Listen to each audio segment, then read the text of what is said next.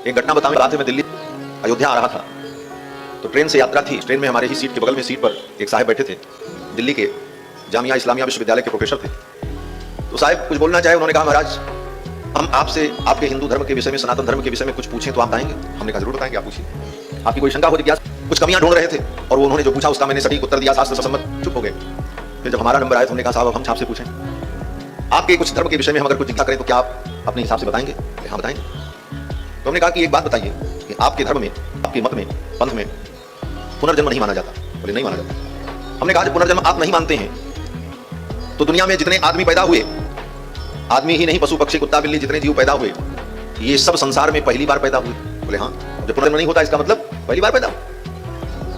और दूसरी बात, अगर पुनर्जन्म नहीं होता है तो ये अंतिम बार भी पैदा हुए, इसके बाद पैदा नहीं हुए। तो पुनर्जन्म को न मानने पर यह कहना पड़ेगा कि संसार के जितने जीव हैं वो संसार में पहली बार पैदा हुए और अंतिम बार पैदा, पहले कभी पैदा नहीं हुए और आगे कभी पैदा होंगे नहीं। बोले हाँ। तो हमने कहा कि जब कोई जीव संसार में कभी पहले पैदा ही नहीं हुआ, पहली बार ही संसार में आया, इसका मतलब है कि पहले उसने न कोई पुण्य किया न पाप किया। तो हमने कहा जब पहले वो पैदा ही नहीं हुआ, पुण्य पाप किया ही नहीं, तो फिर सभी जीव को एक समान होना चाहिए था। गरीब क्यों, कोई अमीर क्यों, कोई दुखी क्यों, कोई सुखी क्यों, कोई अंगहीन क्यों, ये विषमता क्यों है सृष्टि में? तो उन्होंने कहा ऊपर वाले ने जिसको जैसा दिया। हमने कहा ऊपर वाला फिर बहुत बड़ा निर्दयी है, वो इतना बड़ा अन्यायी है कि ना सोचे समझे बिना कारण किसी को दुख दे रहा, किसी को सुख दे रहा। या तो उस परमात्मा पर प्रश्न चिन्ह लगाना पड़ेगा कि भाई वो परमात्मा बहुत बड़ा अन्यायी है जो बिना कारण किसी को दुख दे रहा, किसी को सुख दे रहा। बोले नहीं, ऊपर वाला जो करता है अच्छा करता है। हमने कहा भाई कुत्ते के अंदर आत्मा मानते हो? उन्होंने कहा कुत्ते के अंदर आत्मा मानते।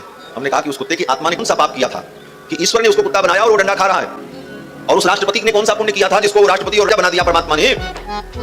वो सुख भोग रहा है। जब दोनों पहली बार पैदा हुए तो ये दोनों के जीवन के सुख दुख में अंतर क्यों? इसका क्या उत्तर देंगे? उन्होंने कहा ऊपर वाले ने जिसको जैसा बनाया। हमने कहा वो ऊपर वाला फिर बहुत बड़ा खतरनाक आदमी है, वो मनमाना करता है, किसी के साथ अन्याय किसी के साथ न्याय, ये तो अंधेर नगरी हो जाएगी। उनके पास कोई उत्तर नहीं। हमने कहा आपके पास दो विकल्प है, या तो आप पुनर्जन्म को मान लो, पूर्व जन्म में लोग जीवों ने पाप किए पुण्य किए उसका भोगते, और अगर पुनर्जन्म नहीं मानते हो तो आपको ये मानना पड़ेगा कि परमात्मा बड़ा दोषी है जो बिना कारण ही किसी को दुख देता, किसी को सुख देता। दो में से एक तो स्वीकार करना पड़ेगा। आप पुनर्जन्म नहीं मानते तो परमात्मा दोष मानना पड़ेगा, और हम परमात्मा में दोष नहीं मानते, परमात्मा सर्वगुण संपन्न है, ये हमारे ही कर्मों का दोष है कि हम अपने सुख दुख को भोगते हैं। यह पुनर्जन्म सिद्धांत। उन्होंने कहा इसका उत्तर हमारे यहाँ नहीं है। हमने कहा आप पूछिएगा कि आपके यहाँ इसका उत्तर क्यों नहीं? बहुत सारी बातें थी, बड़ी लंबी बातें हुई। उन्होंने कहा हमारे यहाँ ईश्वर का कोई रूप है। हमने कहा वो करता क्या है ईश्वर, ये बताओ। बोले वो सातवें आसमान पर बैठ वहीं से सबके कर्म को देखता रहता है। हमने कहा वो देखता? बोले हाँ। तो लोग जब उसकी स्तुति करते हैं तो सुनता भी? उन्होंने कहा हाँ सुनता भी।